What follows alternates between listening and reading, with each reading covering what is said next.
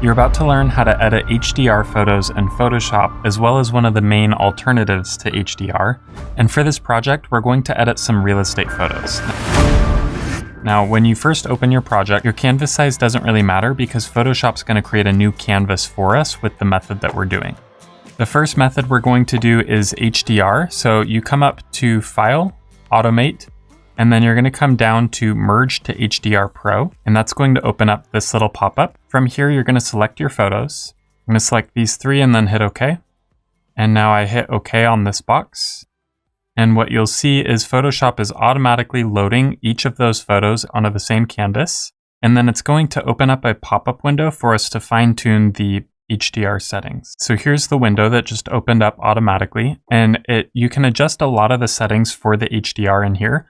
Typically, it does a really good job on its own. I'm going to just leave it on the default and hit OK. And now here is our final image. Now, personally, I'm not a big fan of this look. It looks like a stereotypical HDR photo. So next, I'm going to show you some alternatives to HDR that gives you a really similar level of contrast and dynamic range, but doesn't have that HDR look to it.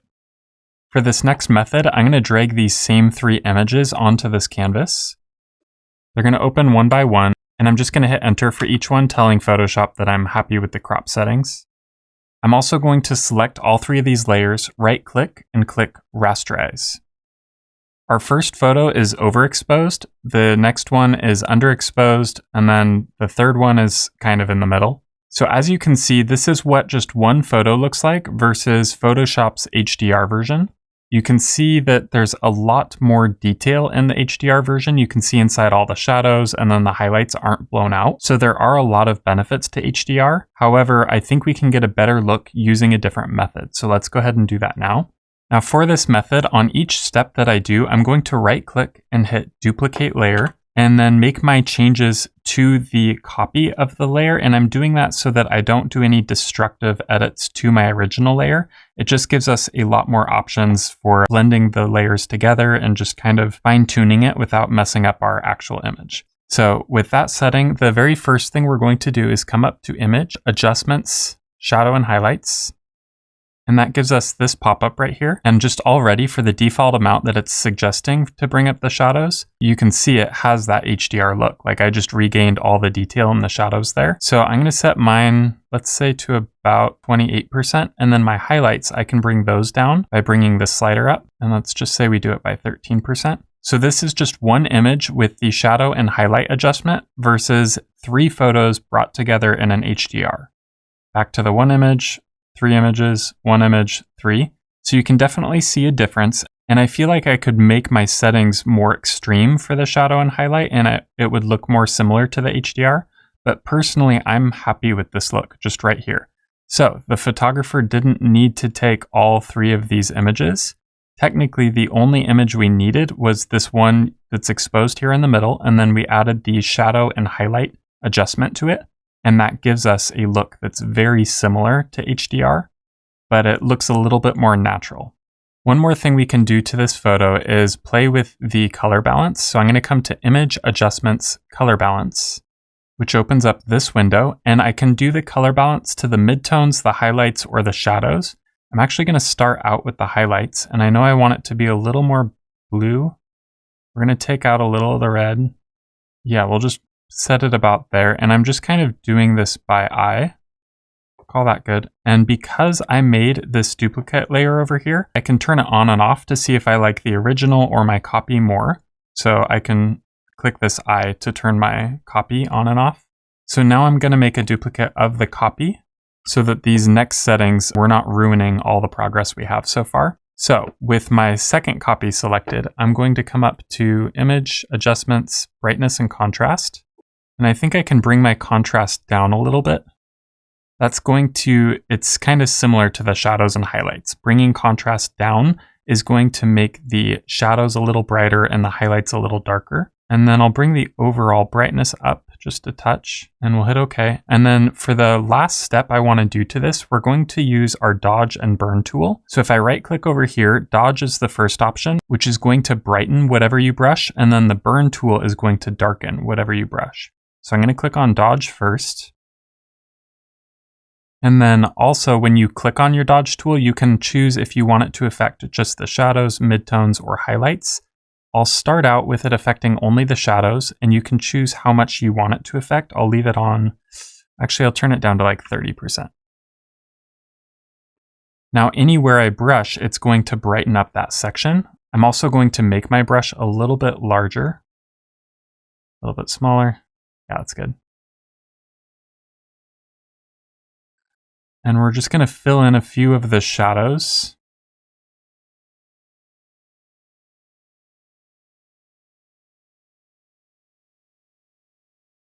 Now it doesn't look like we're doing much, which is good. Anytime that you drastically notice what you're doing in Photoshop, it's going to end up looking Photoshopped. However, if I turn that layer on and off, you can see the difference right there. It's a subtle difference, but it makes a really big difference overall. Now we're going to go ahead and grab our burn tool. So I'm going to right click, do burn, and then I'm going to come up to its settings. For the burn tool, I want to only darken the highlights, and 11% is probably good for it. And then my brush size, I think I'm happy with. So I'm going to bring down a lot of this stuff in the kitchen.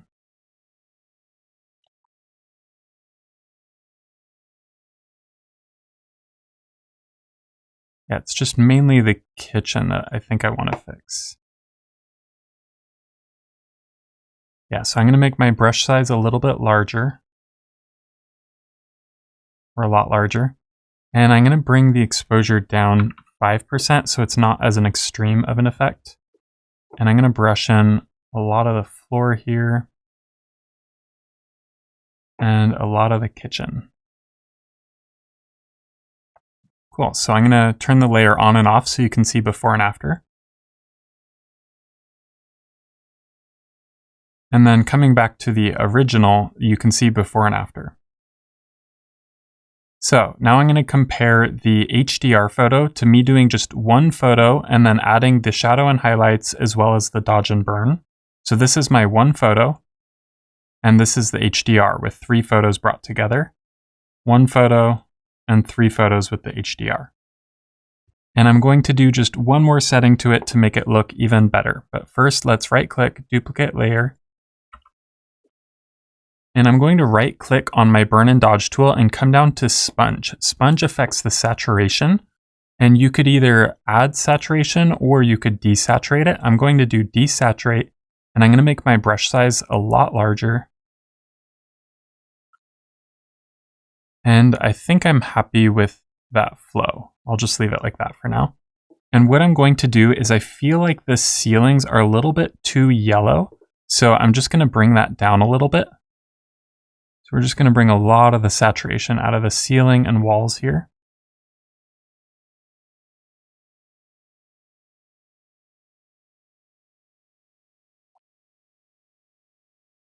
And out of the floor, I think there was a lot of color cast on the floor from the ceilings. Okay, let's look at the before and after on that. Okay, now I'm going to show you the before and after on the desaturating the ceilings. So you still have all the color from like the wood cabinets and the wood floor, but it brings a lot of the yellow out. So now I'm going to show you our current layer versus the original photo. So that's a pretty big difference. And then our current layer versus the HDR photo with all 3 photos brought together. And then this is just one photo. So I think there's definitely pros and cons to both. There's some things I like more about the HDR, and then there's some things I like more about this. So if we wanted to, we could combine both of those together and take the best parts out of each. However, I don't want to overdo it on this. I just kind of want to show the 2 different methods and how the results end up looking quite a bit different. But let's say this is the photo we were going to go with, and I can do just one more adjustment to it. And so I'm going to right click, do duplicate layer, and I'm going to come back to my dodge and burn tool. And for the dodge, I'm just going to choose what parts in the room I want to highlight a little bit more, and I'll just brighten those up.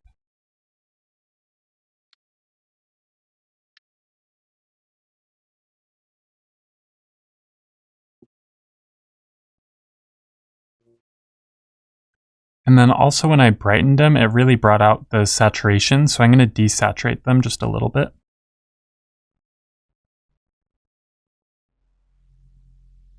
And now the final step is I feel like they look pretty Photoshopped to me. And so the opacity on this layer, I'm going to bring it down a little bit to about here.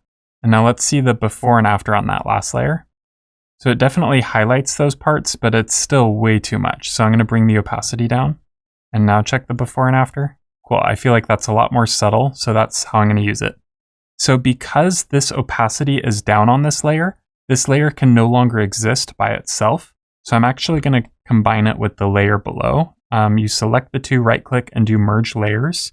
And now that it's 100% opacity, this could exist on its own. So as an example, I'm just going to show you with this being the only layer. If it's 36 opacity, then this is what it would look like. So that's what I mean by saying it can't exist on its own. It's dependent on the layer below it. However, when you merge the two together, it makes it so that you could have just that one layer and it would look fine. So here is our before and after.